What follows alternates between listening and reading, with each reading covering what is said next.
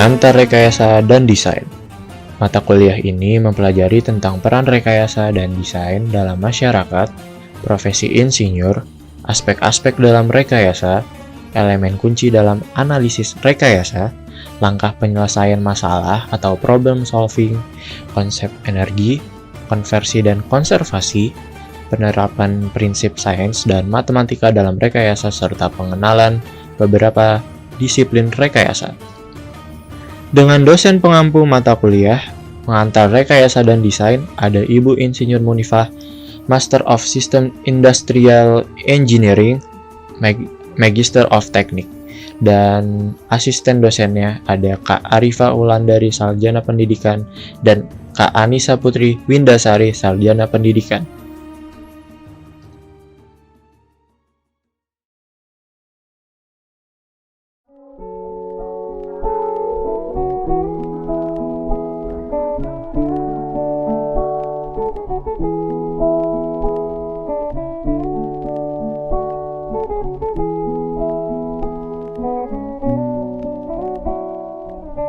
Saya Mira Yunisa Amalia dengan NIM I03 20657 dari Serang, Banten.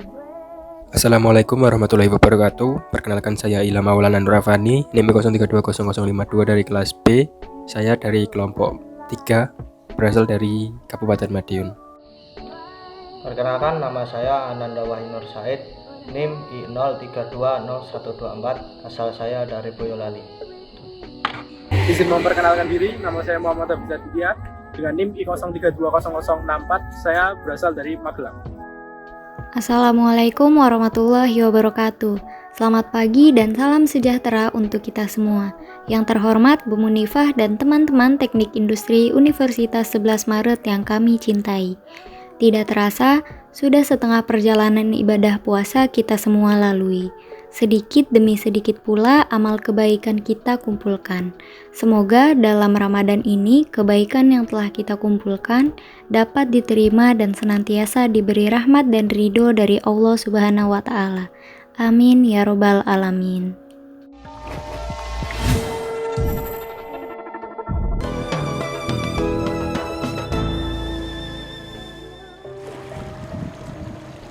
Bismillahirrahmanirrahim. Alhamdulillah wassalatu wassalamu ala Rasulillah wa ala alihi wa sahbihi wa man wala.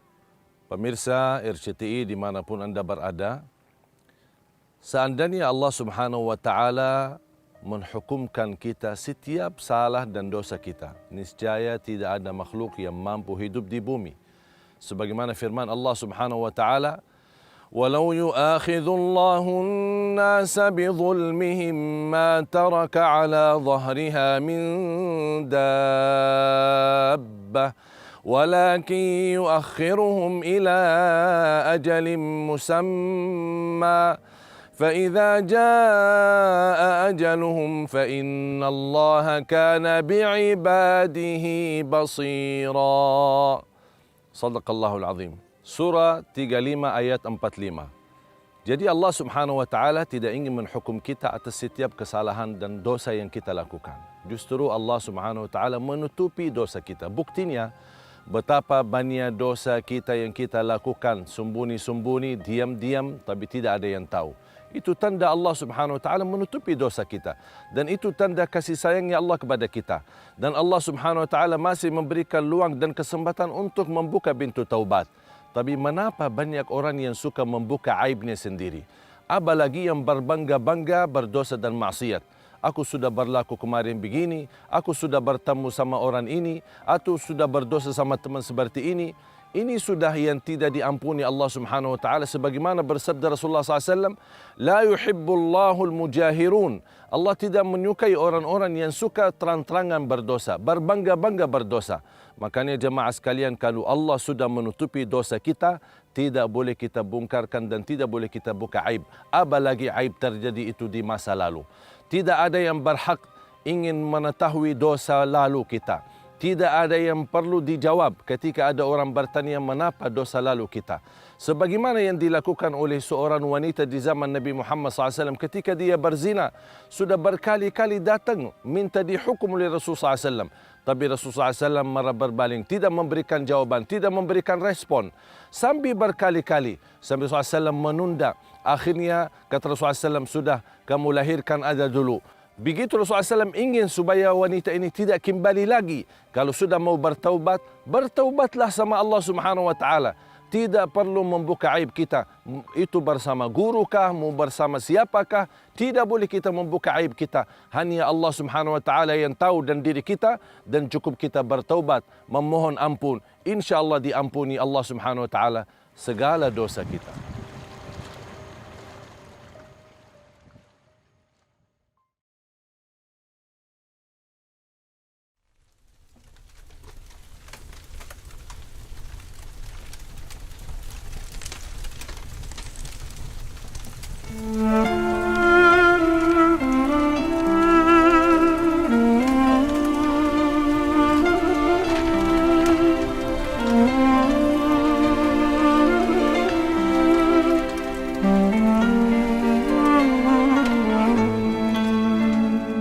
Ku menantimu saban waktu, bangkit jiwaku. Kau suluh hatiku dengan sinar kudus kasihmu. Ku harapkan terus bersamamu selamanya. Ramadan, Ramadan, Ramadan di hati. Ramadan, Ramadan, ku mohon usah pergi.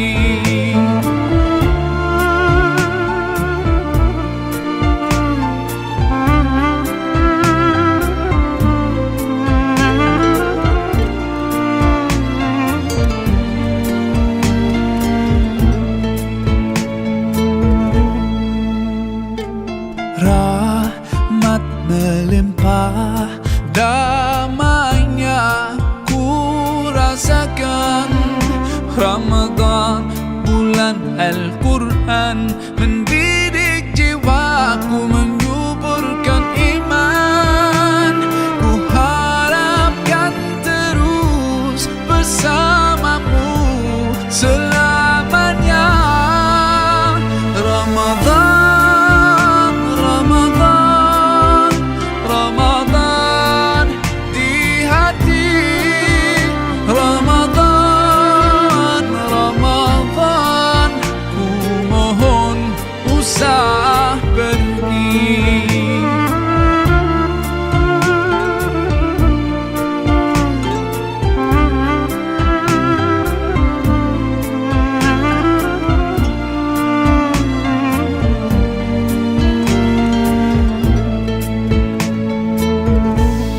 Sememangnya kau ku nantikan, hadirmu hidupkan surampi jiwaku. Dan ku berjanji akan ku teruskan semangatmu itu sepanjang hidupku. Oh Ramadan,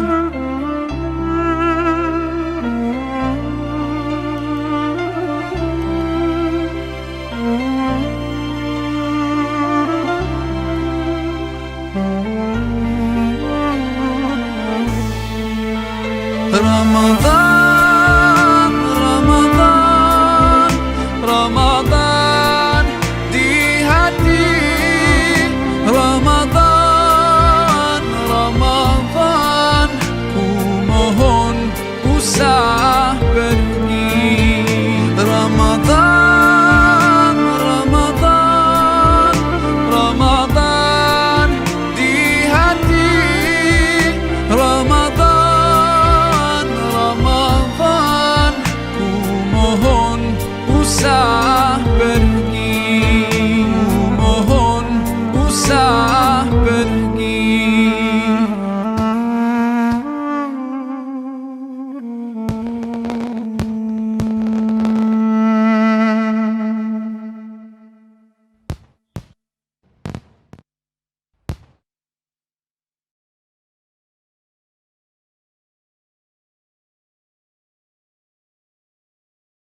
kunci anda sukses dunia akhirat, percayalah takdir. Dan semua takdir itu baik, tapi kita belum tahu rahasianya. الله ربي والإسلام ديني ومحمدا رسول الله ويقيني. Selama saya di Indonesia, itu yang saya ambil belajaran.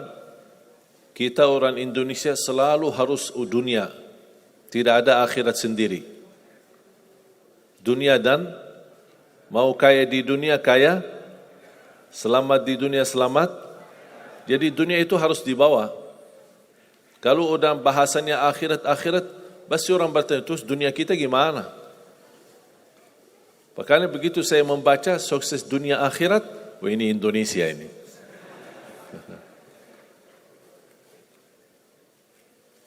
Bahkan hampir setiap ibadah kita pasti yang dikejar dunia. Saya sudah dakwah sebelum di Indonesia, di mana-mana.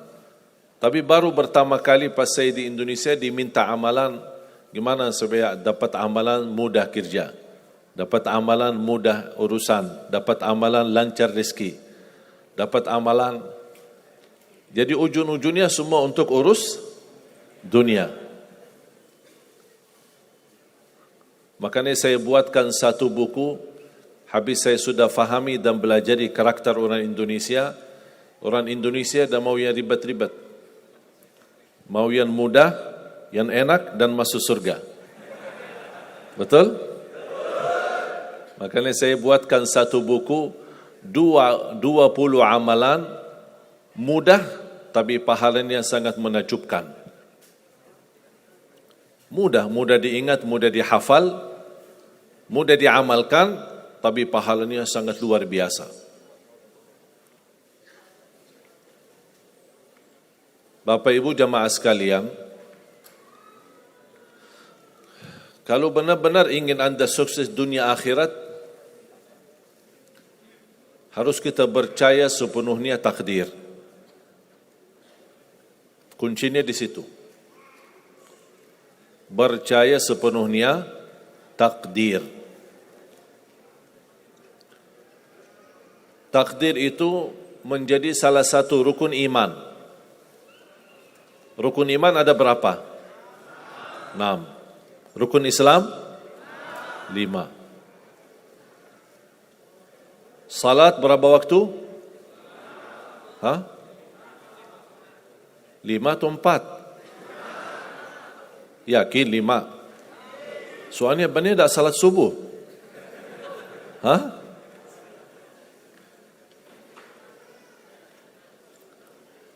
Takdir itu menjadi salah satu rukun iman. Tapi banyak di antara kita yang belum percaya sepenuhnya soal takdir. Dan kita sifat manusia, mohon maaf, suka tidak adil. Contoh, kalau Allah berikan karunia, nikmat, pertama kita lupa bersyukur. Yang kedua, kita tidak pernah berkata sama Allah, ya Allah kenapa aku dapat nikmat ini? Tapi sebaliknya, kalau kita diuji oleh Allah, kita kurang sabar, dan kita bertanya sama Allah, ya Allah kenapa saya diuji? Faham tak? Kalau kita dapat nikmat, ada enggak orang-orang yang lulus misal ujian, dia berkata, ya Allah kenapa saya lulus ujian? Tak pernah. Tapi kalau dia tidak lulus, dia bilang apa? Ya Allah kenapa saya tidak lulus? Ketika ditimpa musibah, dia selalu merasa nyesal atau merasa sakit hati, tersinggung. Berkata sama Allah, kenapa saya diuji? Padahal saya orang baik. Saya jaga salat, saya berusaha mendekat sama Allah. Tapi saya merasa bertambah berat ujiannya. Tapi sebaliknya, ketika diberikan nikmat, dia tidak pernah menyebutkan, ya Allah kenapa saya mendapatkan nikmat ini? Kayaknya si fulan lebih fantas mendapatkan nikmat. Itu tanda manusia tidak adil. Tidak bersikap adil. Makanya subhanallah, semakin anda mantap imannya terhadap takdir, semakin hidupmu jadi nikmat. Saya kasih contoh.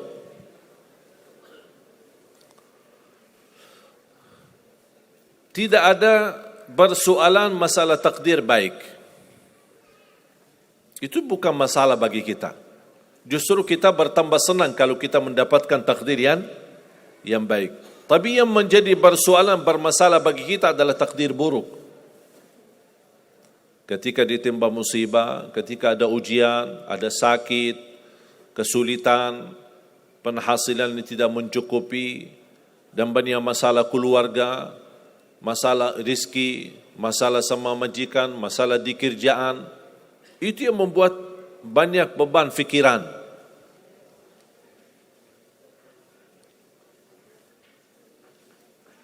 Tapi kita harus tahu, sebenarnya walaupun takdir itu ada baik, ada buruk, kenyataannya buruk, nampaknya buruk, tapi hakikahnya baik. Hakikahnya baik. Tapi kapan kita bisa tahu takdir yang buruk ini bisa menjadi baik bagi kita? Belum tentu sesaat terjadi ujian itu. Bisa jadi belakangan, bahkan bisa menjadi sekian lama baru kita tahu dan sadar. Ternyata takdir itu baik bagi kita.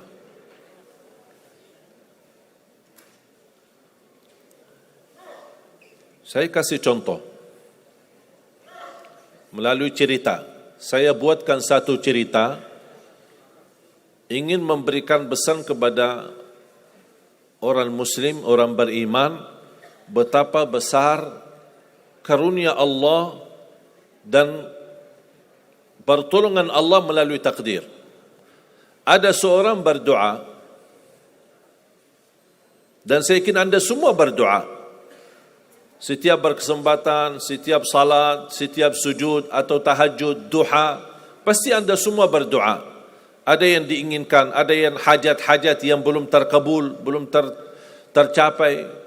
Bertemu orang salih, bertemu ulama, bertemu habib, minta didoakan, tolong doakan, semoga lancar urusan saya, semoga dapat jodoh, semoga insya Allah dapat keturunan, semoga hasil dan rezeki yang saya dapatkan menjadi berkah dan bermanfaat bagi saya dan keluarga. Ada orang berdoa kepada Allah Subhanahu wa taala. Mohon jamaah sekalian dengar cerita ini baik-baik, karena ada pesan hikmah yang kita bisa ambil.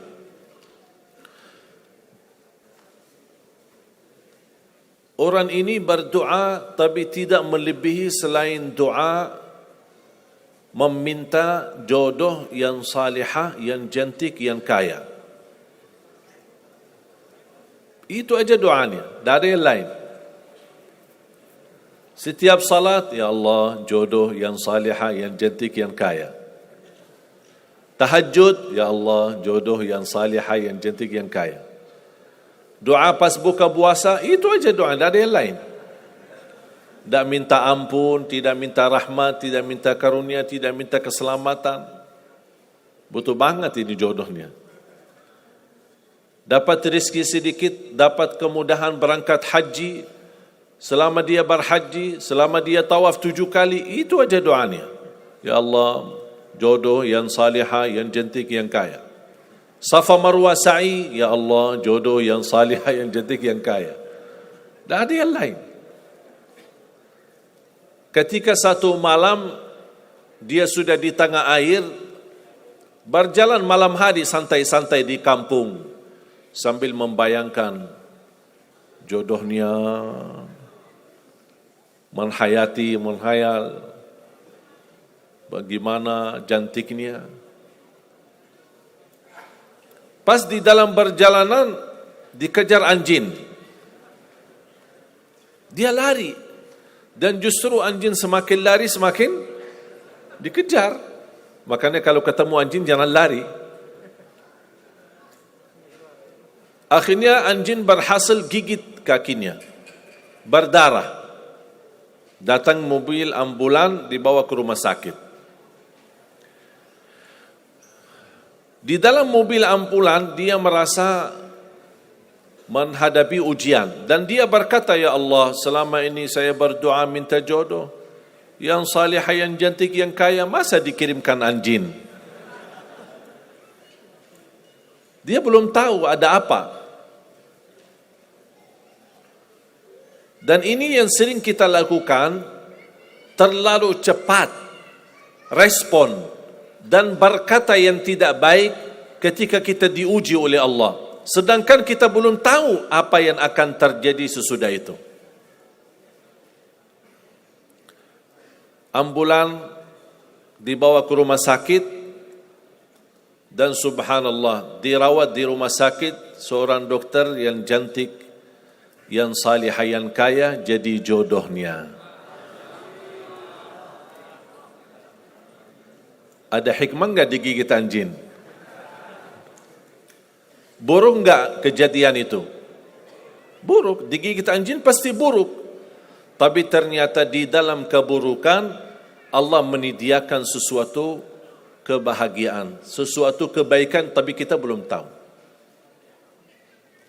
Ternyata Allah sudah kabulkan doanya. Allah sudah kabul. Cuman kadang-kadang proses menabulkan doa itu ada di antara doa kita yang memang prosesnya lewat takdir buruk. Allah sudah kabul. Kata Allah, aku sudah kasih. Tapi tunggu. Seperti ini orang, doanya terus, ya Allah jodoh yang salih, yang cantik, yang kaya, jodoh yang salih, yang cantik, yang kaya. Allah sudah kabulkan doanya, tapi jodohnya ada di rumah sakit. Berarti harus sakit dulu. Gimana cara sakit dulu? Allah punya bermacam cara, berbagai macam cara. Bisa sakit, tiba-tiba sakit, bisa apa saja alasannya. Di antaranya tentara Allah yang ada di bumi, semua yang bernyawa makhluk Allah, patuh dan taat kepada Allah Subhanahu wa taala. Di antaranya anjing. Allah perintahkan gigit si fulan biar ketemu jodohnya di rumah sakit. Jalanin tugas. Memang kita menyesal ketika terjadi kecelakaan, tapi kita tidak tahu apa hikmah di belakang kecelakaan itu. Dan sering saya bilang sama jemaah, mudah-mudahan Allah kabulkan semua hajat-hajatmu. Walaupun digigit, mau enggak digigit anjing dulu?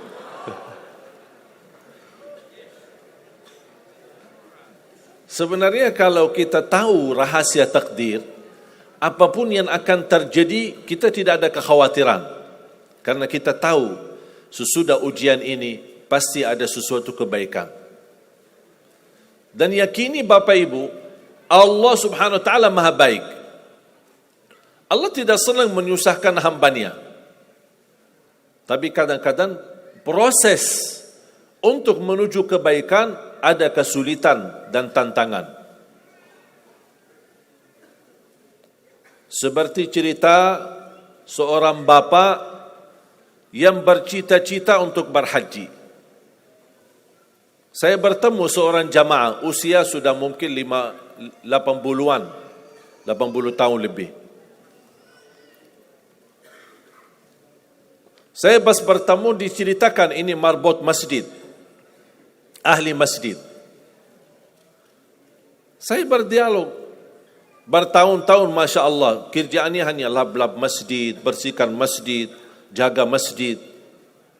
Saya berkata sama beliau, Pak, apa yang Bapak inginkan? Tahu enggak jawabannya apa? Saya ingin haji. Tapi saya orang tidak mampu. Doakan mudah-mudahan saya bisa haji. Saya bilang insyaAllah Pak, kalau soal haji, soal umrah, itu tidak tergantung dengan kemampuan. Ada orang yang tidak punya uang sama sekali, tapi dapat dipanggil bisa haji. Karena haji dan umrah itu hadiah dan panggilan Allah Subhanahu wa taala bagi hambanya. Bahkan justru ada orang yang banyak hartanya tapi tidak tertutup hatinya untuk ke tanah suci. Boleh kita bercita-cita, berkeinginan ke tanah suci, tapi jangan digantungkan persoalan ini masalah kemampuan. Nanti kalau saya ada uang, saya mau haji dan umrah. Belum tentu saat sudah ada uang, belum tentu haji dan umrah. Kalau belum dipanggil oleh Allah Subhanahu wa taala. Saya berkata sama beliau, Bapak kalau sudah saatnya dipanggil oleh Allah, pasti Bapak akan berhaji. Tiba-tiba saya menerima telefon dari anak beliau. Habis saya ketemu kira-kira beberapa bulan, saya terima telefon menyampaikan bapaknya kecelakaan. Kok gimana kecelakaan? Apa ceritanya? Dia bilang habis keluar dari masjid, pulang malam hari, nampaknya ada mobil, pas ayahnya lagi seberang jalan, ada mobil tidak memperhatikan, kemudian tabrak. Alhamdulillah tidak terlalu parah, cuman perlu dirawat di rumah sakit sedikit, sebentar.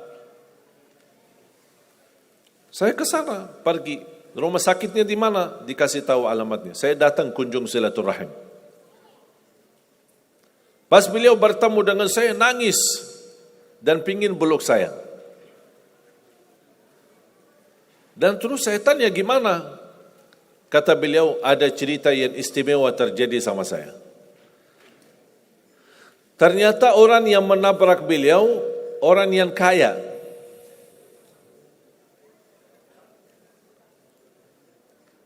Habis itu orang yang kaya minta maaf sama si bapak ini. Mohon maaf Pak Haji, mohon maaf Pak Haji. Beliau tambah nangis. Orang kaya bingung, ya kenapa saya setiap mohon maaf malah nangis dia. Ditanya kenapa Pak nangis, sakit? Tidak, karena bapak dari tadi bilang Pak Haji, sedangkan saya belum haji. Tertutup hati orang yang kaya, yang dia sediakan biaya haji dan bisa berangkat. Dan kata beliau, betul apa yang disampaikan ketika pertama kali bertemu. Kalau sudah saatnya dipanggil oleh Allah, pasti bisa ke tanah suci. Walaupun ditabrak mobil. Berarti intinya apa? Apa yang saya ingin sampaikan, jangan ada yang merasa menolong atau merasa sakit hati atau merasa tersinggung ketika menghadapi ujian. Merasa belum terkabul keinginannya, Allah sudah kabulkan. InsyaAllah tidak ada di antara kita yang ditolak doanya. Cuman kita mohon maaf kadang-kadang buru-buru. Ingin selalu semuanya cepat. Kadang-kadang kalau terlalu cepat apa yang kita inginkan kita dapat, itu bahaya juga. Dan Allah ingatkan, kalau manusia, Allah tidak sulit menjadikan manusia semuanya kaya. Kalau sekarang saya bertanya, mau enggak semuanya jadi orang kaya? Pasti mau, siapa yang tidak mau. Coba bayangkan, kira-kira sulitlah bagi Allah menjadikan semua manusia di bumi kaya raya? Sulit tidak? Tapi pertanyaan saya, kira-kira berjalan hidup kita enggak kalau kita semuanya kaya? Bisa berjalan lancar? Masa enggak? Semuanya kaya raya. Gimana kehidupan kita sehari-hari? Berjalan lancar tidak? Kenapa tidak? Saking banyak kekayaannya. Kalau semuanya kaya, memang sulit menjalani kehidupan. Contoh, cari supir, siapa yang mau supirin kita? sama-sama kaya. Datang minta tolong sama teman, boleh nggak ini cariin supir? Aku aja lagi cari supir, dah dapat. Mau punya perusahaan sendiri, butuh tenaga kerja kan? Semuanya orang kaya. Buat apa kalau mereka semua kaya, masing-masing punya pabrik, tapi tidak ada yang bekerja? Sulit nggak jalan hidup? Sulit. Sama sebaliknya, kalau semuanya di bumi miskin, susah. Kira-kira gimana hidup kita? Ya susah juga. Tidak bisa lancar hidup di dunia. Setiap ada orang datang minta tolong, Pak, apalagi saya Pak? Saya aja susah. Tapi makanya ada hikmah, Allah menjadikan ada yang kaya, ada yang miskin. Yang kaya menutupi kebutuhan yang miskin, miskin juga menutupi kebutuhan yang kaya, saling mengisi. Supaya apa? Supaya dunia ini berjalan, hidup kita berjalan. Tapi coba bayangkan kalau semua orang kaya tidak mau membantu orang miskin, dan semua orang miskin sombong dan mau melayani orang kaya, gimana kehidupan kita? Susah. Makanya jemaah sekalian, kunci Anda sukses dunia akhirat, percayalah takdir. Dan semua takdir itu baik, tapi kita belum tahu rahasianya.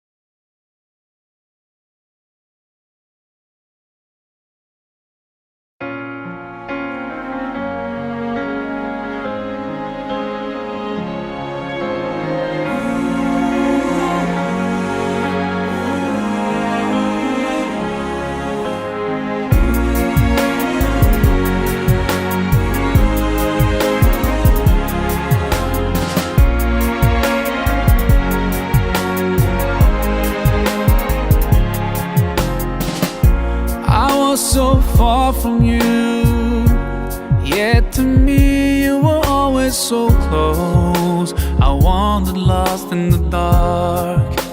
I closed my eyes to all the signs you put in my way. I walked every day further and further away from you. Ooh, Allah, you brought me home. I thank you with every breath I take. Alhamdulillah, Alhamdulillah. All praises to Allah, all praises to Allah. Alhamdulillah, Alhamdulillah.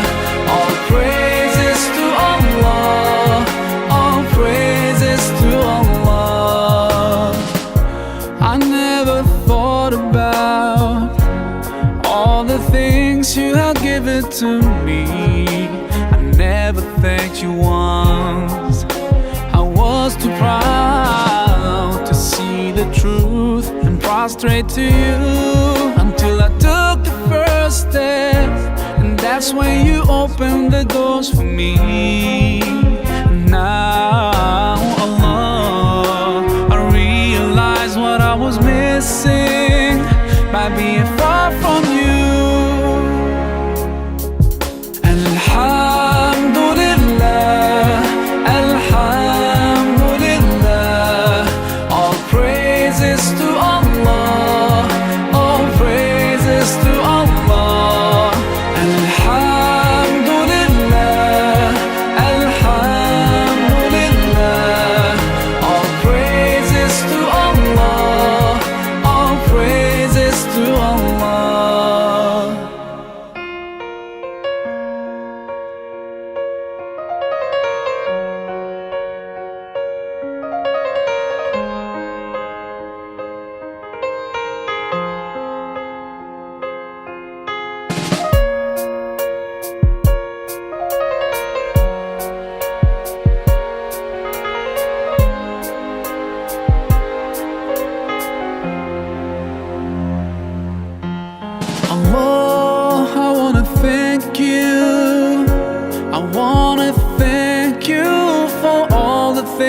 that you've done. You've done for me through all my years I've been lost. You guided me from all the ways that were wrong. Indeed, you gave me hope. Oh Allah, I wanna thank you. I wanna thank you for all the things that you've done. You've done for me through all my years I've been lost. You guided me from all the ways that were wrong. I wanna thank you for bringing me home. Alhamdulillah, Alhamdulillah. All praises to Allah, all praises to Allah. Alhamdulillah, Alhamdulillah. All praises to Allah, all praises to Allah.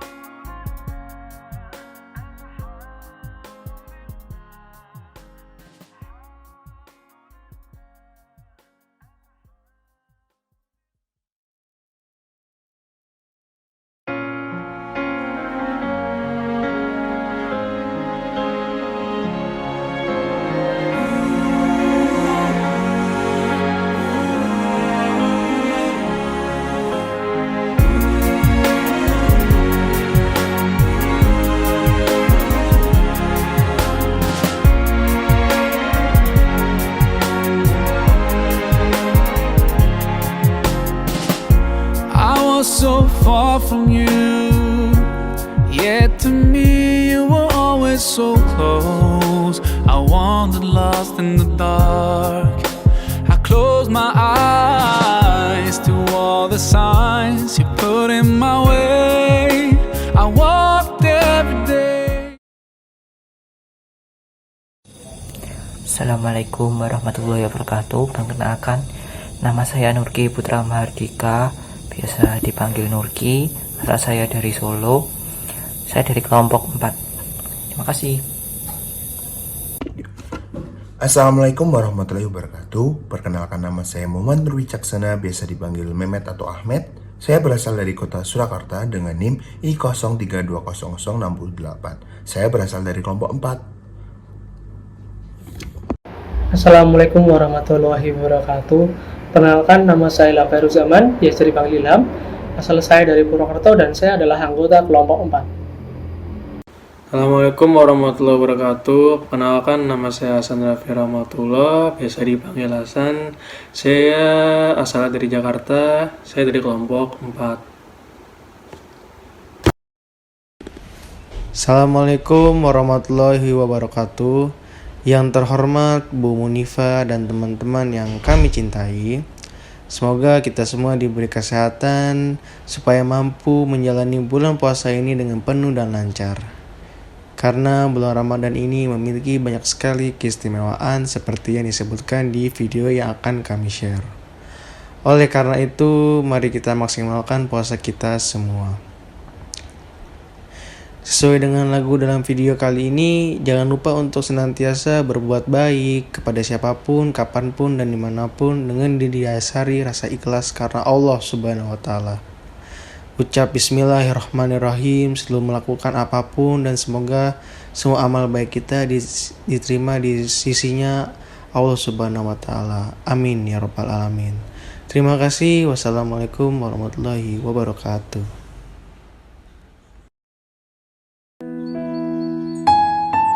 الشهر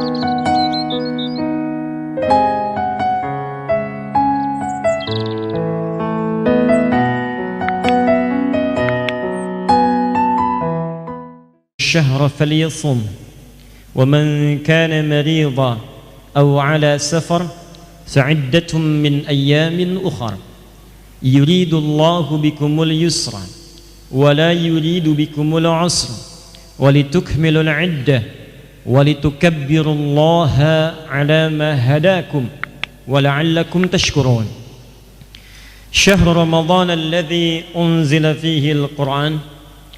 Bulan yang saya tetapkan, kata Allah, untuk menunaikan puasa itu, yang saya wajibkan dengan turunnya ayat 183, ya ayyuhalladzina amanu kutiba alaikumus syiyam, maka saya wajibkan puasanya sebulan, berlangsung bulannya disebut dengan Ramadan. Saya namai Ramadan, kata Allah, bukan sekedar menunjuk pada waktunya saja, tapi di bulan itu saya akan ampuni dosa-dosa hamba-hamba yang bertobat dan kembali kepada Allah Subhanahu wa taala. Karena itulah para ulama memaknai Ramadan berasal dari kata ramadha, yaitu panas yang sangat terik membakar. Kalau panasnya semakin membakar dan menghanguskan semua benda di sekitarannya sampai tidak menyisakan satu apapun, bahkan debunya pun berterbangan tidak tampak sekali bekasnya, maka tambahkan alif dan nun di ujung katanya untuk merubah pada bentuk superlatif, atau di ilmu nahwu disebut dengan sirah mubalaghah. Ramadha ditambah alif dan nun, maka katanya berubah menjadi Ramadan. Bulan ini disebut dengan Ramadan karena di bulan ini, kata para ulama, berpeluang Allah membakar hangus, menghapuskan semua dosa-dosa yang pernah dikerjakan hamba tanpa kecuali. Pemaknaan ini yang disampaikan oleh para ulama bukan sekedar kalimat-kalimat biasa, tapi diambil berdasarkan keterangan Rasulullah sallallahu alaihi wasallam. Yang pertama, di hadis Nabi riwayat Imam Al-Bukhari nomor hadis 38, saat Nabi menyampaikan, man shama ramadhana imanan wa ihtisaban ghufira lahu ma taqaddama min dhanbi. Siapa yang mampu menunaikan puasa di bulan Ramadan, kalimat Ramadannya muncul lagi, man shama ramadhana. Padahal Nabi bisa mengatakan man shama imanan wa ihtisaban. Kenapa kalimat Ramadannya dimunculkan lagi? Untuk menegaskan makna di firman Allah bahwa di bulan ini ada peluang-peluang untuk diampuni semua dosa-dosa. Dari mana taunya tafsirnya Ramadan mengampuni semua dosa? Lanjutkan hadisnya, imanan wa ihtisaban. Siapa yang menunaikan puasa karena Allah, yakin, bukan karena yang lain. Bukan karena ikut-ikutan orang puasa, saya ikut puasa. Bukan karena dijadwal puasa, saya puasa. Bukan karena ingin hanya sekedar ikut puasa, tapi karena Allah saya kerjakan. Wahtisaban, lalu di sela-sela itu saya bermohon kepada Allah untuk memberikan pahala. Dan ihtisaban seakar dengan kata muhasabah. Hasaba yuhasibu muhasabatan, ihtasaba yahtasibu ihtisaban. Keduanya berakal dari kata hisab. Hisab itu artinya menghitung, mengevaluasi. Jadi di situ Anda menghitung pahala. Yang mau ngitung pahala, kata Allah dalam lisan Nabi di hadis qudsi, Kitabus Siyam, Sahih Al-Bukhari, nomor hadis yang pertama, sebelah kiri di kitabnya sebelah atas. Kalau Anda ingin menghitung pahala, kata Allah di hadis qudsi, kullu amal ibni Adam, setiap pekerjaan anak Adam itu, semua amalannya dilipat gandakan, yudha'af min asyratin ila sab'imi'atin ajrin, dari 10 sampai dengan 700 kali lipat. Jadi standar amalan itu kalau dikerjakan, yang paling standar pahalanya 10. Dari mana Ustadz ini 10 kalimatnya? Hadis qudsi. Apakah ada di Quran? Ada. Quran surah ke-6 Al-An'am ayat 160. Man jaa'a bil hasanati falahu asyru amthaliha. Siapa yang mengerjakan satu kebaikan, maka dia akan mendapatkan balasan 10 kali lipatnya. 10 itu bisa dikalikan 1 ke 2 500 tahun, 2 ke 3 500 tahun sampai dengan ke ujungnya. Jadi itu batas rendahnya 10. Ya, siapa yang mengerjakan kebaikan, batas pahala paling rendahnya 10. Sampai 700. Hadis qudsi ini berkesesuaian juga dengan firman Allah di Quran surah kedua Al-Baqarah ayat ke-261. Ya, paling kiri sebelah atas di mushaf, Allah memberikan gambaran orang yang infak beramal saleh, itu pahalanya bisa sampai 700 kali lipat. Mathalul ladzina yunfiquna amwalahum fi sabilillah. Orang-orang yang berinfak itu di jalan Allah, niatnya karena Allah, diumpamakan seperti menanam benih. Ya. Kamathali habbah, menanam satu biji. Ambatat sab'a sanabil, setiap biji tumbuh 7 tangkai. Fi kulli sumbulatin mi'atu habba, setiap tangkai menghasilkan 100 biji baru. Di 1 kali 7 kali 700, maka pahalanya itu antara 10 sampai 700 kali lipat. Illa siyam, kecuali puasa. Fa innahu li wa ana ajzi bihi, khusus untuk puasa Ramadan itu pahalanya ukurannya bukan 10 sampai 700 lagi, kata Allah, pahalanya sesuai dengan apa yang saya tetapkan, lebih daripada 700. Paling minimal wal hasanatu bi asri amsalihha, kalikan lagi 10 kali lipat. Jadi kalau biasanya 10 kali 10 lagi, biasanya 700 kali 700 lagi. Anda infak sekarang 1000, nilainya kalikan 700. Anda infak Ramadan 700 kalikan 10 kali lipat lagi. Jadi kalau Anda ingin hitung-hitungan, kata Allah, silakan hitung. Baca Quran, 1 hurufnya sekarang 10. At-Tirmidzi nomor hadis 2910. Man qara'a harfan min kitabillahi falahu asyru hasanat. Siapa yang baca 1 huruf dari kitab Allah dapat setiap hurufnya 10 kebaikan. Setiap huruf. Anda baca di Ramadan kali 10 lagi. Jadi 100. Anda baca malam Jumat Ramadan surah Al-Kahf. Ayo hitung setiap hurufnya, kalikan 100. Jadi kalau Anda pengen hitung-hitungan silahkan, banyak pahalanya. Tapi ihtisab juga menghitung dosa yang pernah Anda kerjakan selama hidup. Dia ada orang yang saat masuk Ramadan ketika puasa dia hitung-hitung dosanya. Ya Allah, saya yakin dalam setiap amalan Kau berikan pahala, tapi juga saya punya keyakinan dosa saya lebih banyak daripada kebaikan yang pernah saya kerjakan. Maka saya mohon ampuni dosa-dosa saya, ya Allah. Begitu Anda keluarkan kalimat tadi, air mata Anda kemudian keluar, hati Anda kemudian bergetar, maka apa kata Nabi? Ghufira lahu ma taqaddama min dzambi. Semua dosa-dosanya sampai detik itu dia bermuhasabah, semua dosanya diampuni oleh Allah Subhanahu wa taala. Semua dosa. Jadi kalau nanti sedang bermuhasabah, jangan cuma istighfar, tapi diingat dosa apa yang pernah dikerjakan. Dosa pada orang tua, rinci satu-satu. Dosa pada orang tua, pada ayah, pada ibu, pada pasangan hidup, suami ke istri, istri ke suami, dosa ke anak-anak. Jangan-jangan anak-anak ini sekarang menjauh dari Allah. Maaf, malas-malasan sholat bukan karena malas, karena antum gak pernah ngajarin dulu. Antum tuh terlampau sibuk, disekolahkan di sekolah yang tidak pernah mengajarkan sholat. Baru setelah antum sepuh merasa menyesal. Jadi jangan salahkan anak dulu, antum marah-marahin anak, kenapa susah sholat? Kenapa antum susah ngajarin dari dulu? Kenapa Anda tidak mencontohkan? Istighfari, istighfari, istighfari, istighfari. Minta ampun, minta ampun, minta ampun. Dosa dengan tetangga, dosa dengan kerabat, dosa dengan kawan, dosa yang tak terlihat, dan puncaknya dosa kepada Allah Subhanahu wa taala. Begitu Anda kemudian ingat-ingat sampai meneteskan air mata, itu semua dosa diampuni. Kalau sudah diampuni, maka Anda akan dijaga dari perbuatan maksiat, dan yang kurang baik tadi akan dikembalikan, ditukar dengan yang lebih baik. Itu tandanya. Jadi kalau dosa diampuni, misal mata itu pernah melihat yang tidak baik, diampuni nih, tobat, menetes air mata. Ketika diampuni, maka mata ini akan ditukar oleh Allah fungsinya, dari yang tidak baik dihilangkan tidak baiknya, diarahkan pada yang baik-baik saja. Jadi kalau sudah bertobat, tobatnya benar, itu yang tidak baik itu sudah alergi.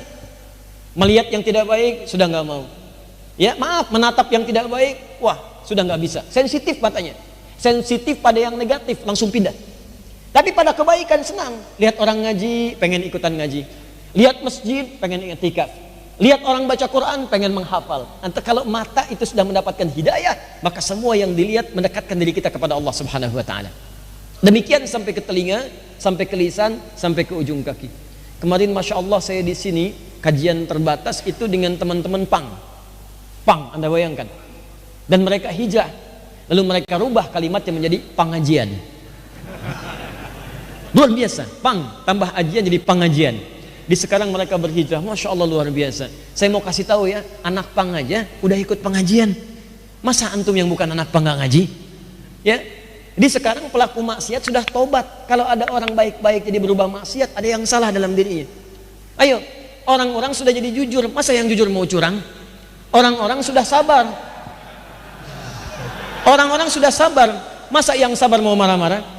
Orang-orang sudah tawadu, maka saya tawadu mau sombong.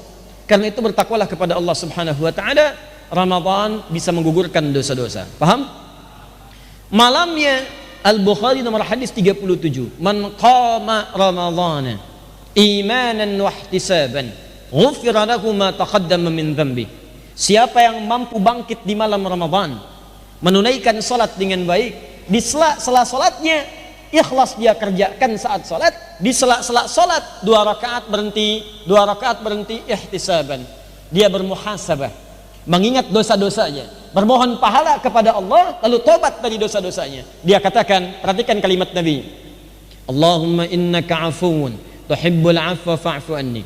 Allahumma innaka afuwun tuhibbul afwa fa'fu anni. Allahumma innaka afuwun karim tuhibbul afwa fa'fu anni. Ya Allah, Engkau Maha Pemaaf, sifatmu mengampuni semua dosa, Engkau mencintai orang-orang yang meminta maaf. Sekarang saksikan hamba memohon ampunan kepadamu.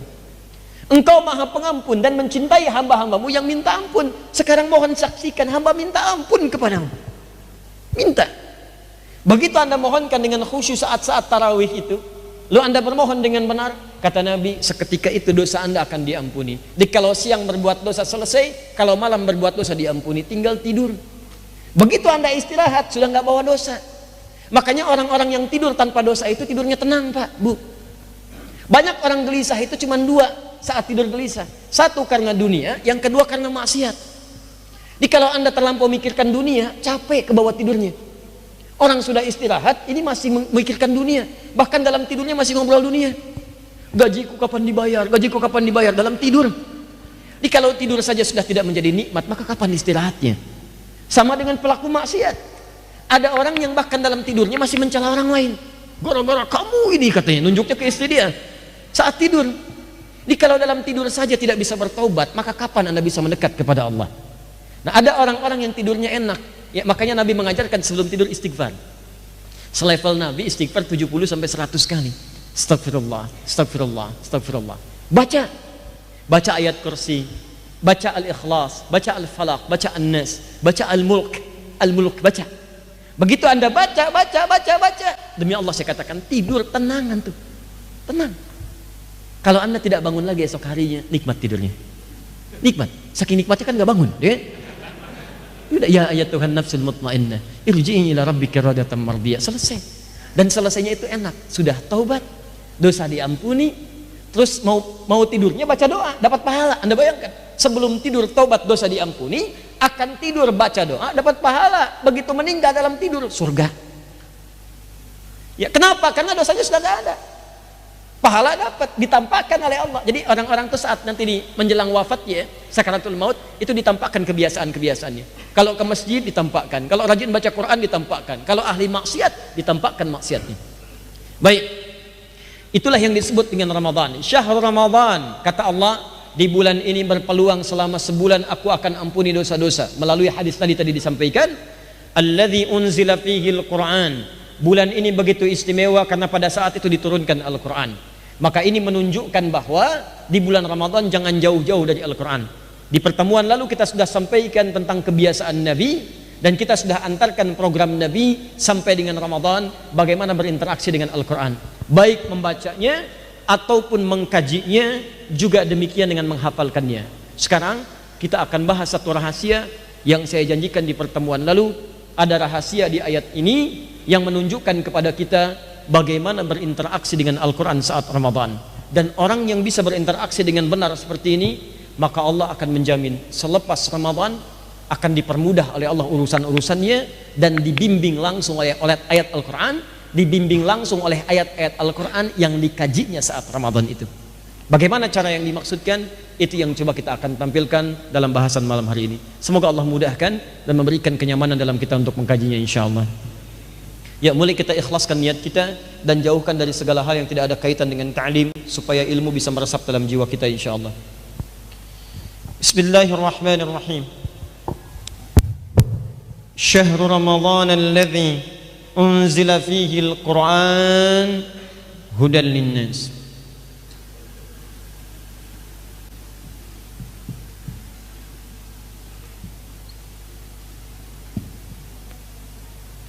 وبينات من الهدى والفرقان وبينات من الهدى والفرقان.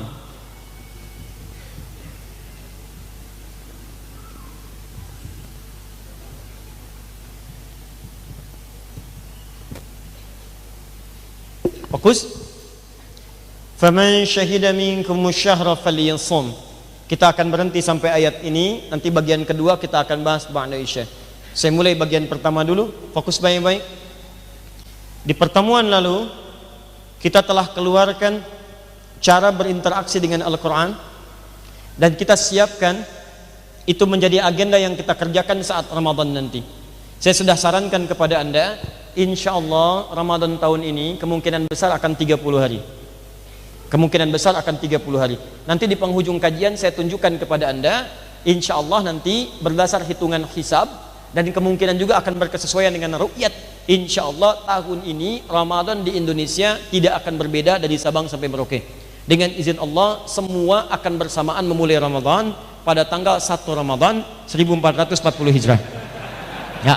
Dan bertepatan dengan hari yang sama, tidak akan beda, harinya sama. Jadi tidak akan beda, termasuk bulan Masehinya, hari Masehinya akan sama, tidak akan beda karena ketinggian hilalnya sama. Berapa ketinggian hilalnya? Nanti bagian kedua saat masuk kepada segmen kedua kita akan bahas. Ya. Nah, kemungkinan besar nanti kalau 30 hari Ramadannya bagi 3 bagian. 1, masih ingat? Perbanyak bacaan. Ya, dalam memperbanyak bacaan ini istilahnya disebut dengan apa? Qiraah. Ya, ingat ya, malu sama orang-orang soleh di zaman dulu. Imam Asy-Syafi'i bisa sehari 2 kali khatam, ya? Maka kita maksimalkan ya sedapat yang kita bisa. Saya sarankan 10 hari pertama selesaikan khatam Quran itu. Bagi ke dalam 3 juz kepada teman-teman, mesti beda. Walaupun sehari nyampe 3 juz, target 3 juz.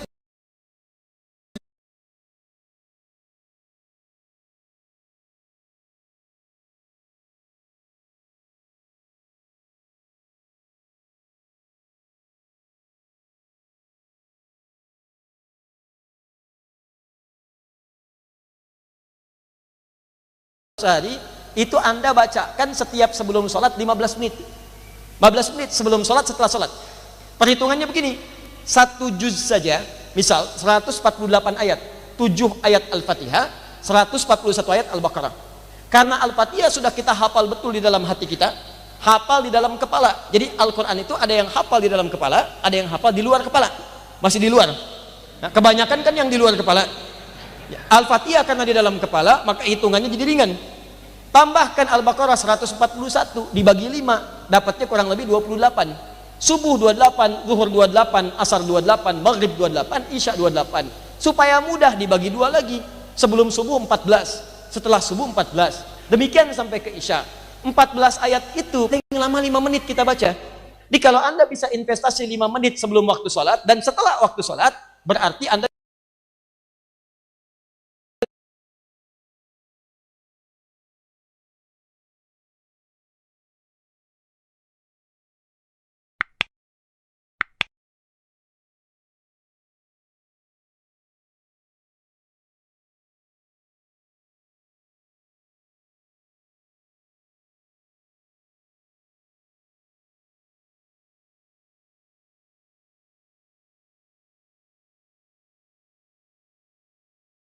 pertama antum bisa qiraah, selesai khatam Al-Quran. 10 hari kedua mulai tilawah.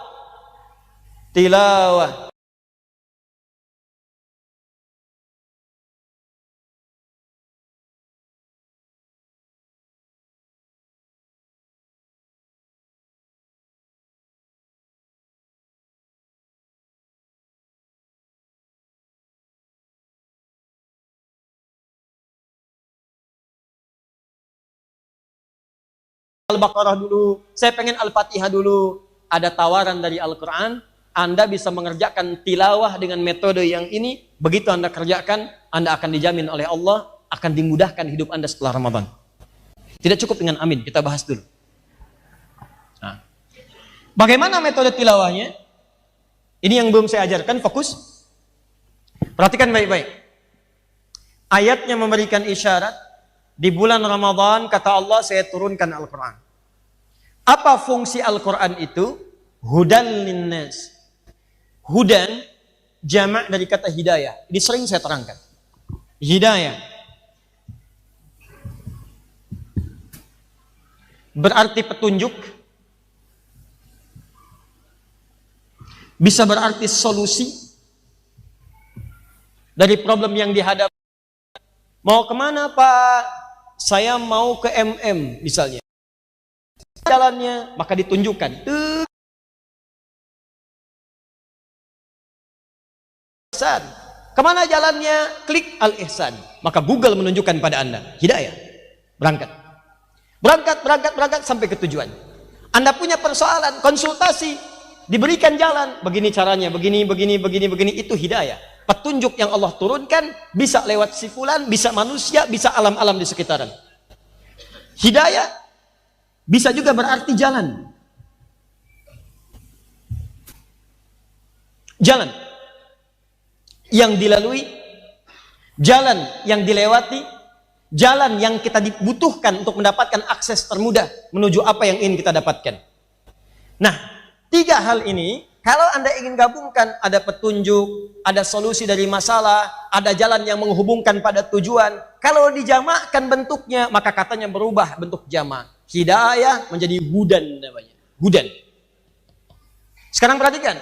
Kata Allah, saat saya turunkan Al-Quran itu, isi Al-Quran dari Al-Fatihah sampai dengan An-Nas, itu bukan bacaan semata, tapi di dalamnya ada banyak hidayah-hidayah untuk manusia. Dari Al-Fatihah itu sampai dengan An-Nas, Al-Fatihah, Al-Baqarah, Ali Imran, An-Nisa, sampai dengan An-Nas, itu semua hidayah isinya. Semua masalah hidup kita ada di situ petunjuknya. Jadi kalau Anda ingin mendapatkan petunjuk di rumah tangga, ada di situ. Anda jalani petunjuk rumah tangga di situ, damai kehidupan rumah tangga Anda. Bukankah saat Anda akan menikah, di surat undangan Anda tuliskan ayat Quran? Ar-Rum tuh, Quran surat 30 ayat 21. Silahkan cek sekarang dalam setiap undangan-undangan, pasti tertulis di situ. Firman Allah Subhanahu wa taala. Quran surah 30 ayat 21. Cuman yang anehnya yang ngundang nggak baca ayatnya.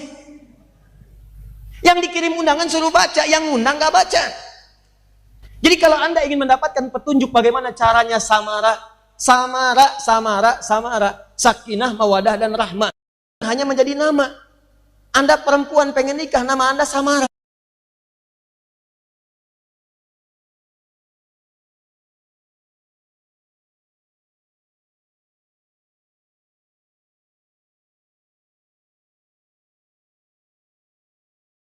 Jelaskan dalam hadis Nabi SAW.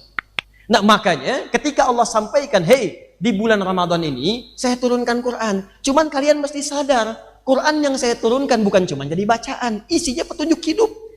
Jangan sampai ada yang baca Quran tapi nggak paham isinya. Maka di bulan Ramadan ini Allah langsung mendorong kita untuk bisa menelaah isi Al-Quran. Keluarkanlah isi-isi Al-Quran itu, pahami isinya dan terapkan dalam kehidupan. Maka manhaj yang ingin saya ajarkan pada kesempatan malam hari ini, kalau Anda ingin tilawah, coba keluarkan tema-tema yang Anda butuhkan, kemudian temukan ayat-ayatnya dan tilawahi itu selama bulan Ramadan. Contoh, rumah tangga misalnya. Fokus, sudah berapa lama Anda jadi ayah? Sebelum ayah kan suami. Sebelum suami kan anak. Ya kan? Baik, dari anak lah balik. Anak, kemudian suami, ayah, jadi kakek. Sepuh. Dan akhirnya tinggal menunggu masuk ke masa pikunnya, kemudian wafat. Fase 1, 2, 3, 4, 5, 6. 6 fase. Kadang-kadang ada orang sudah sampai ke fase yang keempat, nggak pengen segera pikun, ke fase 2 lagi, balik lagi. Ya. Tenang Bung, akan saya bahas, tenang. Ya, lihat sini.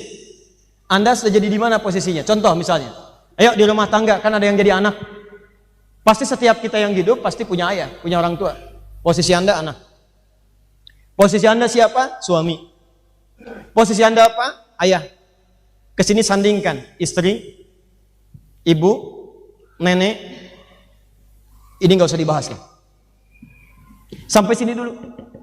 Pertanyaan saya, selama Anda menjadi anak selama ini, pernahkah mengeluarkan tuntunan jadi anak sesuai dengan bimbingan Al-Quran? Selama Anda menjadi suami sampai dengan maghrib kali ini, pernahkah mengeluarkan bimbingan dalam Al-Quran jadi suami seperti yang Allah inginkan? Seperti yang Nabi tunjukkan? Mungkin di rumah tangga itu masalah nggak pernah tuntas, bukan antum kurang hebat, karena antum nggak pernah belajar solusinya. Padahal masalah sederhana.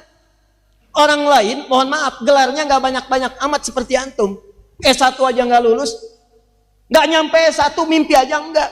SMA aja nggak kedapatan, sekolah sampai SMP, berumah tangga puluhan tahun normal-normal aja. Antum S1 lulus, S2 cum laude, S3 summa cum laude, gelar profesor, masalah nggak pernah tuntas-tuntas. Di luar antum jadi juara, di dalam rumah masalah nggak pernah tuntas. Orang lulusan SMP cuman senyum, masalah selesai. Antum kuliah sampai 2 jam, masalah nggak tuntas. Apa yang salah? Coba dicek lagi. Kenapa tidak Anda kemudian bercita-cita Ramadan kali ini saya akan keluarkan tentang tuntunan ayat rumah tangga dalam Al-Quran. Maka yang perempuan, yang istri dan ibu, keluarkanlah ayat-ayat tentang menjadi istri dan ibu yang baik. Keluarkan ayatnya. 1, perempuan itu tugasnya apa? 2, ciri perempuan itu bagaimana? Ayatnya keluarkan. 1, 2, 3, 4, 5. Tilawahi. Begitu Anda selesaikan, koreksi. Ini yang belum saya dapatkan. Ini yang sudah saya hasilkan. Yang sudah istiqamah, yang belum pelajari kembali. Mohon bimbingan kepada Allah. Selesai Ramadan Anda praktekkan. Demi Allah saya katakan, rumah tangga Anda akan tenang. Kalau tidak percaya silakan. Lakukan, rasakan bedanya, bedakan rasanya, dan pasti akan terasa bedanya. Antum yang kerja selama ini, kerja. Pertanyaan saya, pekerjaan antum diridhoi Allah apa enggak? Berkah enggak pekerjaan antum? Jangan-jangan selama ini kerja, tapi pekerjaannya menurut Allah enggak berkah. Berkah itu kan ziyadatul khair. Ziyadatul khair. Bertambah nilai kebaikannya. Kebaikan yang diridhoi oleh Allah. Sekarang cek antum kerja, pakaian nambah, kendaraan nambah. Tapi penambahan itu mendapatkan ridho Allah atau tidak? Jangan-jangan orang baru punya sepeda. Sepeda itu sudah mengantarkan dia ke masjid untuk sholat, untuk ke majlis ilmu, ya belajar dengan baik. Selain dia juga bekerja. Tapi motor antum tuh, mobil antum, baru sekedar mengantarkan antum ke Taman Safari, ke Ragunan, ke Lembang, ke Puncak, ke mall, kondangan. Kapan antum memenuhi undangan Allah dengan mobil yang telah Allah berikan kepada antum itu? Tuh pakaian-pakaian antum tuh. Orang yang pakaiannya biasa-biasa, dia pakai untuk tahajud malam harinya. Antum pesan sekarang, besok dipakai kondangan, dan itu disimpan lagi dalam hari. Kapan Anda pakai ibadah? Dan semua itu akan bersaksi di hadapan Allah. Makanya saya pernah katakan, jangan sampai ada satu helai pakaian pun pernah Anda gunakan tapi belum pernah dipakai untuk ibadah. Itu berat nanti di hadapan Allah. Saya pernah ajarkan pada Anda, kalau punya titipan pakaian baru, Allah titipkan nih, pakai dulu untuk ibadah. Minimal pakai sholat sunnah. Wudu, pakai sholat sunnah. Sholat sunnah wudu, pakai. Begitu sujud, mohon pada Allah, ya Allah jadikan pekerjaan pakaian ini berkah. Jadikan untuk meringankan hisab saya di yaumil qiyamah. Jadi kalau Anda sudah tidak berurusan dengan pakaian itu lagi, Andanya sudah besar, pakaiannya sudah nggak muat lagi, maka ringan hisab Anda. Orang lain pakai, selesai urusan Anda dengan pakaian itu. Itu alas kaki Anda, berapa kali dipakai untuk berbuat maksiat? Kacamata yang Anda gunakan, berapa kali dipakai untuk berbuat maksiat? Jangan-jangan nggak ada keberkahan di situ.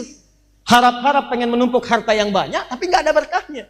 Kumpulin, tabungan miliaran, meninggal. Apa yang mau dipakai?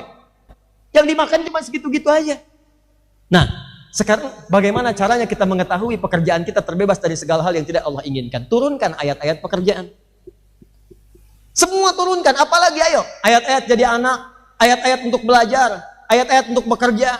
Itu kalau Anda praktekkan saat Ramadan, ambil 10 hari yang kedua, lalu keluarkan tujuan Anda, tuliskan temanya. Keluarkan ayat-ayatnya, 1, 2, 3, 4, 5, dan seterusnya. Pelajari ini semua, dan insya Allah sempurna kehidupan Anda. Kalau sudah cukup dengan masalah ini, pindah ke ibadah. Misal, ada yang mau haji nanti, kan biasanya Ramadan selesai, Syawal, Zulqa'dah berangkat kan?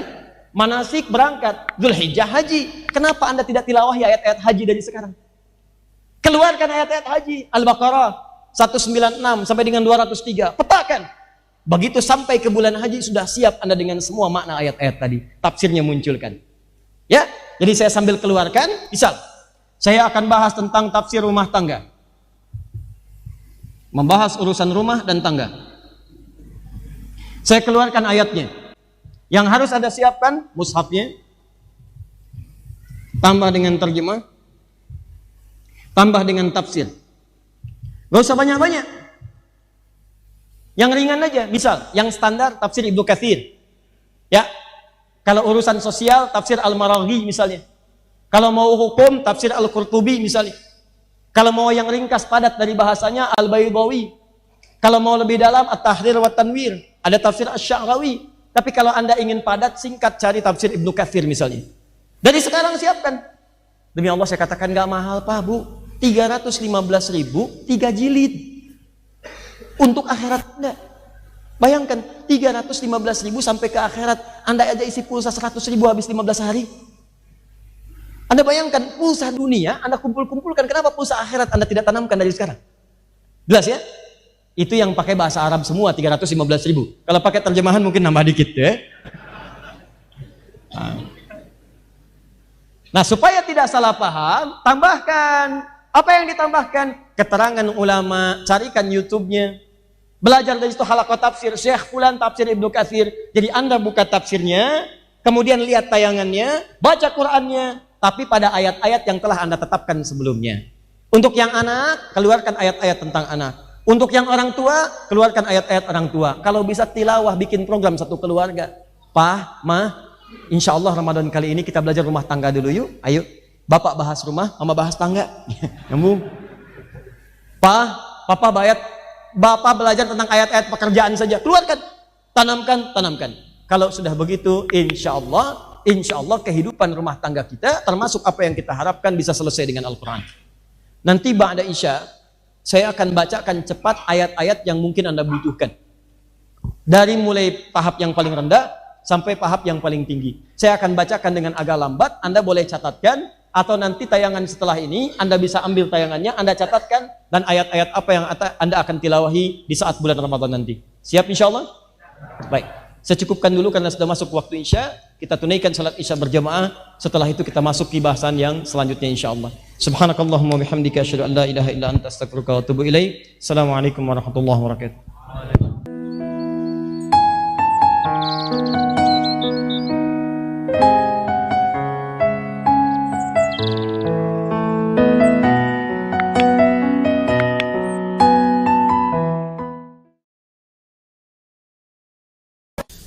أعوذ بالله من الشيطان الرجيم بسم الله الرحمن الرحيم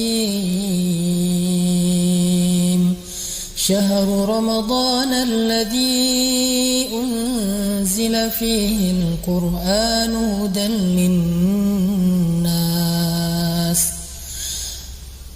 للناس وبينات من الهدى والفرقان فمن شهد منكم الشهر فليصم ومن كان مريضا أو على سفر فعدة من أيام أخر يريد الله بكم اليسر ولا يريد بكم العسر ولتكملوا العدة ولتكبروا الله على ما هداكم ولعلكم تشكرون صدق الله العظيم. Assalamualaikum warahmatullahi wabarakatuh. Teman-teman sekalian yang dirahmati Allah Subhanahu wa taala, puji syukur kepada Allah Subhanahu wa taala. Pada hari ini kita bersama-sama dengan nikmat dari Allah Subhanahu wa taala mulai memasuki bulan suci Ramadan.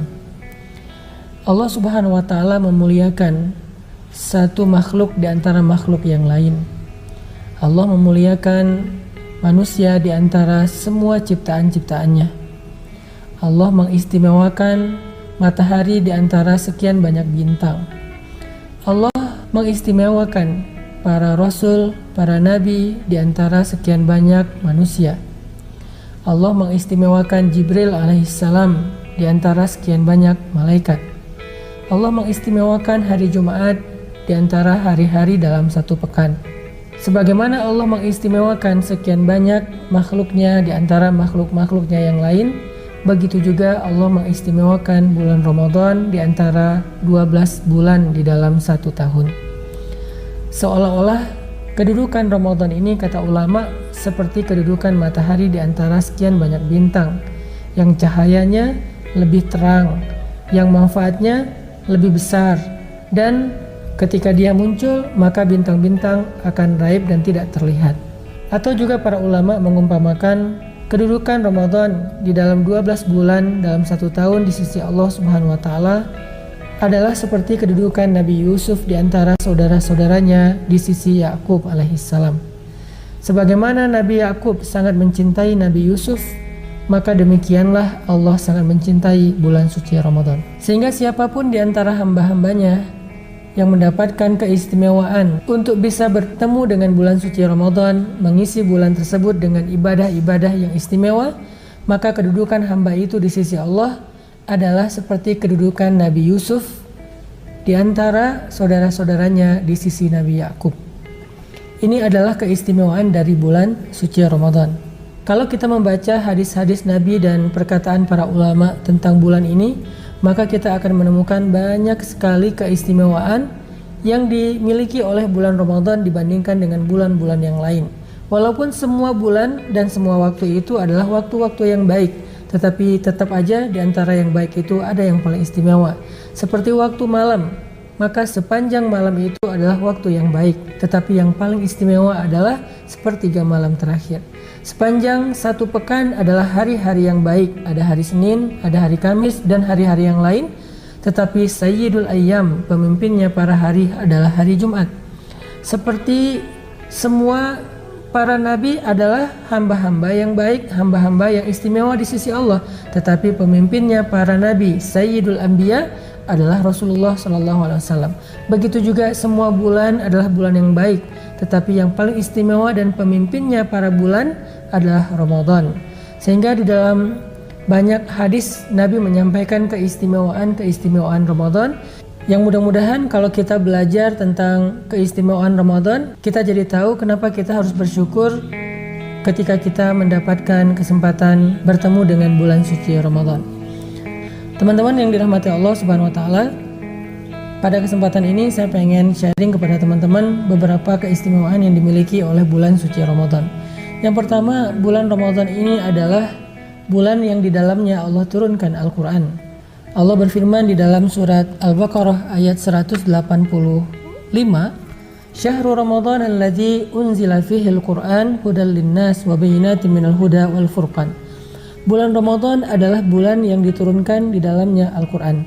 Kalau kita membaca riwayat yang disampaikan oleh Wasilah bin Al-Asqa radhiyallahu an, bahwa Nabi SAW mengatakan suhufnya Nabi Ibrahim alaihissalam turun pada awal bulan Ramadan, sedangkan kitab Taurat turun pada hari ke-6 dari bulan Ramadan, dan kitab Injil turun pada hari ke-13 dari bulan suci Ramadan. Begitu juga dengan Al-Quran. Menurut riwayat ini Allah menurunkan Al-Quran pada tanggal 24 Ramadan. Ini menunjukkan bahwa bukan hanya Al-Quran, tetapi juga kitab-kitab yang lain di antara kitab-kitab para Rasul, baik itu Suhuf Ibrahim maupun Taurat maupun Injil, semuanya diturunkan pada bulan Ramadan. Ini menunjukkan bahwa bulan Ramadan adalah bulan yang Allah pilih dari 12 bulan, sehingga di dalam bulan itu Allah turunkan kemuliaan-kemuliaan berupa ayat-ayatnya, kalam-kalamnya, firman-firmannya. Sehingga siapapun yang memahami tentang keistimewaan ini, maka dia akan mengisi Ramadannya dengan Al-Quran. Dia akan mengisi Ramadannya dengan tilawah, dengan murattal, yang kita kenal dengan istilah tadarusan. Kemudian yang kedua, Ramadan adalah bulan yang Allah pilih untuk Allah wajibkan di dalamnya salah satu di antara rukun Islam, yaitu ibadah puasa. Allah Subhanahu wa taala berfirman, "Ya ayyuhalladzina amanu kutiba alaikumus shiyam kama kutiba alal ladzina min qablikum la'allakum tattaqun." Wahai orang-orang yang beriman, telah diwajibkan bagi kalian berpuasa seperti telah diwajibkan kepada orang-orang sebelum kalian, supaya kalian menjadi orang-orang yang bertakwa. Ini menunjukkan bahwa bulan Ramadan adalah bulan yang istimewa, sehingga Allah memilihnya di antara 12 bulan untuk menjadi bulan yang di dalamnya Allah wajibkan ibadah puasa secara utuh 1 bulan penuh, 29 hari ataupun 30 hari. Sehingga siapapun yang berpuasa pada bulan ini, maka dia akan mendapatkan keistimewaan dari Allah Subhanahu wa taala sebagaimana sabda Rasulullah sallallahu alaihi wasallam, siapa yang berpuasa di bulan Ramadan dalam keadaan beriman dan mengharapkan pahala di sisi Allah, maka Allah akan mengampuni seluruh dosa-dosanya. Dan puasa Ramadan bukan hanya ibadah sunnah, bukan hanya ibadah yang mubah, bukan hanya anjuran, tetapi wajib, bahkan dia termasuk di antara rukun Islam, yang artinya tertolak keislaman seseorang, dipertanyakan keislaman seseorang apabila secara sengaja dia enggan berpuasa di bulan Ramadan. Saking pentingnya ibadah puasa. Dan Allah memilih Ramadan untuk menjadi bulan yang di dalamnya diwajibkan ibadah tersebut. Kemudian yang ketiga, kalau kita membaca beberapa hadis yang lain, Nabi juga mengatakan bahwa bulan Ramadan itu adalah bulan taubat dan bulan ampunan. Sehingga banyak sekali kita temukan hadis-hadis tentang salah satu di antara keistimewaan Ramadan adalah diampunkan dosa. Termasuk hadis yang tadi saya bacakan, riwayat Bukhari Muslim dari Abu Hurairah, Rasulullah SAW bersabda, siapa yang berpuasa bulan Ramadan dalam keadaan beriman dan mengharapkan pahala di sisi Allah, maka ghufira lahu ma taqaddama min dzambih.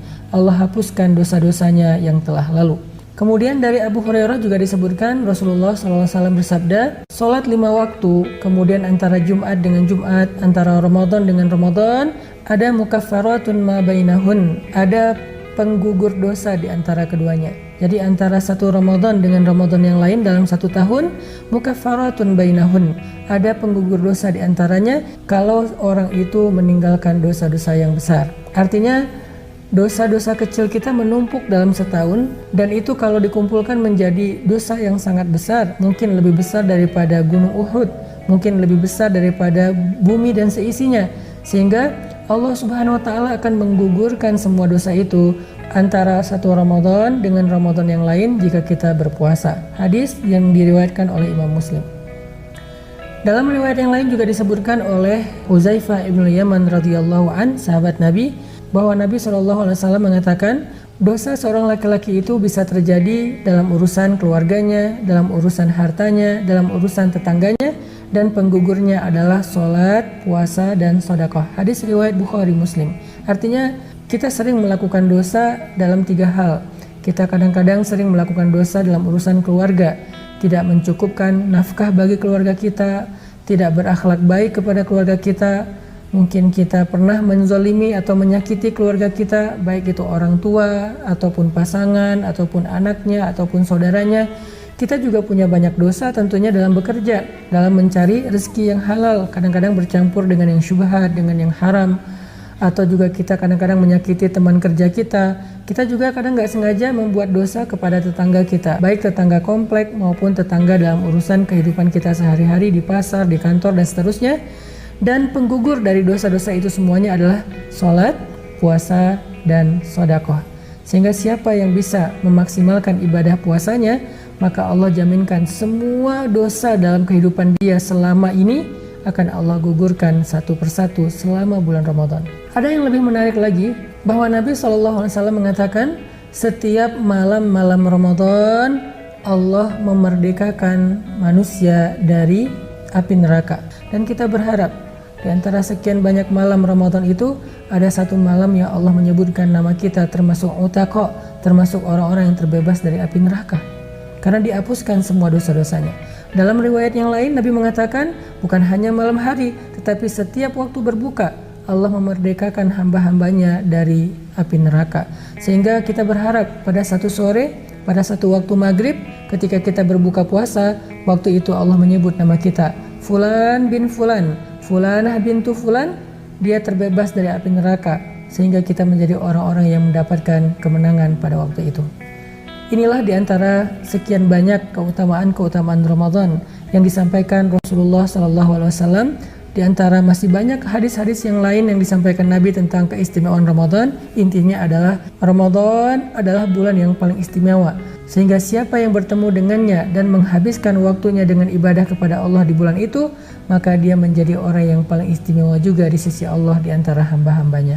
Mudah-mudahan kita semangat menyambut bulan Ramadan dengan sekian banyak program-program amal solih, ibadah, dengan semangat yang luar biasa, dengan niat untuk bisa menyempurnakan semua kebaikan Sehingga Ramadan kita kali ini adalah Ramadan penggugur dosa, Ramadan yang mengangkat derajat, Ramadan yang menjadikan kita termasuk orang-orang yang dibebaskan dari api neraka. Barakallahu fikum.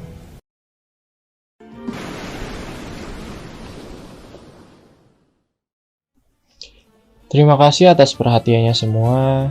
Mohon maaf apabila dari kita ada terdapat salah kata atau salah ejaan atau salah apapun itu.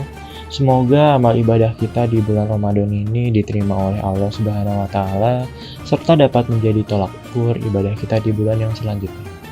Amin ya rabbal alamin. Akhir kata, wassalamualaikum warahmatullahi wabarakatuh.